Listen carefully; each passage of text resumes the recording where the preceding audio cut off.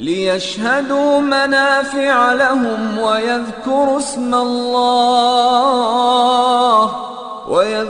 اسم الله في أيام معلومات على ما رزقهم من. بسم الله الرحمن الرحيم. الحمد لله نحمده ونستعينه ونستغفره ونعوذ بالله من شرور أنفسنا ومن سيئات أعمالنا. من يهده الله فلا مضل له ومن يضلل فلا هادي له، وأشهد أن لا إله إلا الله وحده لا شريك له، وأشهد أن محمدا عبده ورسوله صلى الله عليه وعلى آله وصحبه وسلم تسليما كثيرا. أما بعد, dear respected brothers and sisters, welcome to a new episode of this series where we are discussing the virtues of the first 10 days of Dhul Hijjah. In the previous episode, we started to speak about sadaqah, a charity, spending for the sake of Allah Jalla wa Ala. And we said that spending for the sake of Allah Jalla wa Ala is not limited to jihad. It covers various aspects of the financial activities. Mainly, we can say that any good cause, spending for any good cause with the intention that you please Allah Jalla wa Ala is considered to be a sadaqah. The Prophet sallallahu alaihi wasallam said that when you feed your wife, it is considered to be a sadaqah. When you feed your friend, it is considered to be sadaqah, as well as many other scholars said. Now, see, the person won't be able to spend unless this person, he has generosity in his heart. Generosity is a comprehensive meaning. It is not limited to the money that you take from your pocket, although it is very important. It is not limited to that. But it covers many aspects in your life. And the person who has this generosity, he will be able to spend. He will be able to spend his honor if he doesn't have money to spend. He will be able to spend his time if he can't spend his honor or he doesn't have money. He will be trying to spend anything fi sabilillah if he can't or if he doesn't have physical money. Subhanallah, what does that mean? Allah Jalla wa Ala mentioned in the ayat of as-sadaqah. Allah Jalla wa Ala says, وَمَا تُنْفِقُوا مِنْ خَيْرٍ. وَمَا تُنْفِقُوا, whatever khair you spend. He did not say whatever money you spend. Khair is a comprehensive term. It includes money, it includes wealth, but it includes other things. And that's why the scholars say, infaqu, once you spend your honor, fi sabilillah, then that is also considered to be a sadaqah. What does that mean? If you want to help someone by, for example, interceding for him or by helping him by your honor, this is a sadaqah fi sabilillah. Let us have a comprehensive meaning of sadaqah. Let us not think that the sadaqah is the money.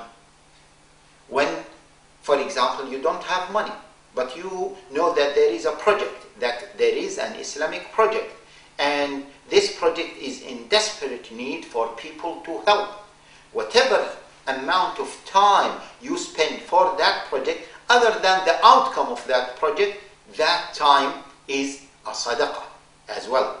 Whenever you help a person, so the time, the effort you spend in order to help that person is considered to be a sadaqah. And let us remember the hadith of the Prophet sallallahu alaihi wa alihi wa sahbihi wa sallam, where he said, kullu sulama, means each joint every day has to spend a sadaqah. If you have the money and you spend the money, that is the sadaqah for your joint. And every joint in your body has to spend a sadaqah. And the Prophet sallallahu alaihi wasallam said, if you don't have the money, then helping a person to carry his luggage or to guide him, that is considered to be a sadaqah. What does that mean, brothers and sisters? It means that the Islamic society, the Islamic community, the Islamic ummah will not operate and will not function to be the best of of nations, the best in the whole world, unless the individuals of that ummah, of this ummah, are the best individuals. And those individuals, they cannot be the best individuals if their akhlaq, the character, is not the best of akhlaq, is not the best of individuals. And that's why the Prophet ﷺ said, the best of people is the best for people. Let us remember this amazing hadith. The best of people is what? The best for people. خَيْرُ الْخَلْقِ أَنْفَعُهُمْ لِلْخَلْقِ. Amazing. Why?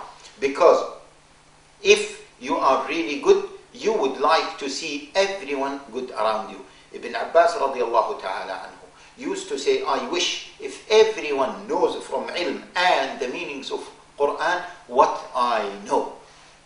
Subhanallah al-Azim. And all of us know the hadith of the Prophet sallallahu alaihi wasallam when he said, حُبَّ لِأَخِيكَ مَا تُحِبْ لِنَفْسِكَ. Like for your brother, like for others, what you like for yourself. This is even one step further than the Western concept, where it says, accept for yourself what you accept for others. No, not just accept, like for others what you like for yourself. This, brothers and sisters, brings us to another important concept, that once we talk about doing good deeds in these 10 days, we are not talking about salah in its narrow meaning. We are not talking about sadaqah in its narrow meaning. We are not talking about going early to the masjid. Yes, those things are very, very important acts. And in particular, during these 10 days of Dhul Hijjah, we need to increase those particular ibadat. We need to do more of them, and we need to free ourselves from other things in order to focus more on those ibadat. However, let us not forget that there are other ibadat that might be in some circumstances better in reward than those ibadat. For example, if there is a person who doesn't know about Islam and he wants to know about Islam, teaching him about Islam is more important than you read Quran at that particular time if this person does not have anyone to teach him about Islam. This is an example. In fact, helping a person who is in a desperate need for help might be better than supplicatory prayer, or might be better than doing dhikr by yourself. Subhanallah al-Azim. Yes, because our deen is a deen of unity, and it is a deen of ta'awan wa ta'awanu ala al-birri wa taqwa wa la ta'awanu ala al-ithmi wal udwan. Let us remember the hadith of the Prophet sallallahu alayhi wa alihi wa sahbihi wa sallam, where he said that Allah is in the help of the person as far as the person is in the help or is helping his brother. Subhanallah. حاجة الله في حاجة العبد ما زال العبد في حاجة أخيه. Amazing. Means once you are doing something for your brother, Allah Jalla wa Ala is doing something for you. Amazing. Let us remember the other hadith of the Prophet sallallahu alayhi wa alihi wa sahbihi wa sallam, where he said, help your brother ظالما أو مظلوما. انصر, aid your brother ظالما أو مظلوما. What does that mean? Aid your brother ظالما أو مظلوما means you help him on all of his circumstances. This is a very important concept that we need to establish. Selfishness has no place in Islam. To be alone, secluded by yourself, has no place in Islam. Our ummah will not be a victorious ummah if every single one of us started to do the ibadah by himself, irrespective of what is happening to our ummah. Enjoining the good and forbidding the evil is one of the commandments that Allah Jalla wa Ala commanded us to do. In fact, Allah Jalla wa Ala said that we are the best of nations because we are enjoining the good and forbidding the evil. All of us know, كنتم خير أمة أخرجت للناس تأمرون بالمعروف وتنهون عن المنكر وتؤمنون بالله. The Prophet ﷺ said, enjoin the good and forbid the evil. If you can't enjoy the good, if you can't stop the good by your hand, then stop it by your tongue. If you can't by your tongue, then stop it by your heart. Our deen is a very active deen, is a very dynamic deen. Let me mention the last point that I would like to mention here before we end this episode. Tying the kinship. Tying the ties of the kinship. Subhanallah al-Azim. Let us remember, brothers and sisters, that we have many relatives, whether in our countries or in other countries. Those relatives, they have rights over us.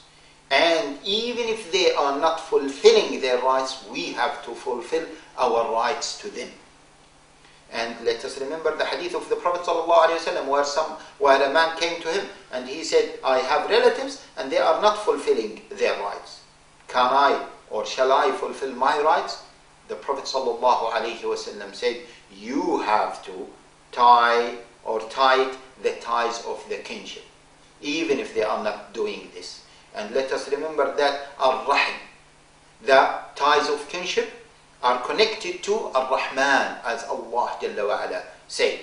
And Allah Jalla wa Ala said, the one who ties the ties of kinship, the one who tied the ties of kinship, Allah Jalla wa Ala will be connected to him, and Allah Jalla wa Ala will make him attached to Allah Jalla wa Ala. This is another thing that we can do, or if we are not doing it, we should do it on those 10 days of Dhul Hijjah. So brothers and sisters, there are so many things that we can do during those 10 days of Dhul Hijjah. Let us remember as much as we can from those good deeds and focus on those 10 days of Dhul Hijjah to do more of them so we can get multiplied reward. جزاكم الله خيرا والسلام عليكم ورحمة الله وبركاته. لبيك اللهم لبيك لبيك لا شريك لك لبيك إن الحمد والنعمة لك والملك لا شريك لك لبيك.